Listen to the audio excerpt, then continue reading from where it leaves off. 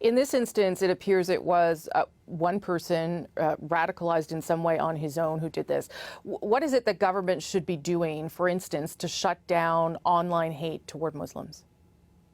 I think there should be a very strict action against this, because you see these hate websites, which again, as I said, would divide humanity by creating hatred, ignorant about the other human community, and you target them and this hate material, and especially with the growing social media. And social media is a completely, the world is just coming to grips with it because it's a new phenomenon. And unfortunately, I mean, while there's so many benefits of social media, it's changing the whole world.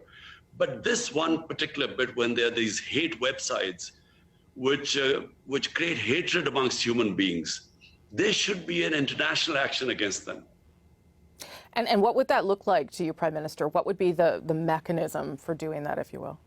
Whenever the international community, and by that I mean the world community, the world leaders, whenever they decide upon taking action, this will be dealt with. The problem is, at the moment, there is not enough motivation. Some international leaders or leaders in the Western countries actually don't understand this phenomena. They too think that the Muslims are these weird people who have these weird customs, and they need to be put in place. So it just needs to be brought together, and there has to be understanding, and this can be promoted by world leaders.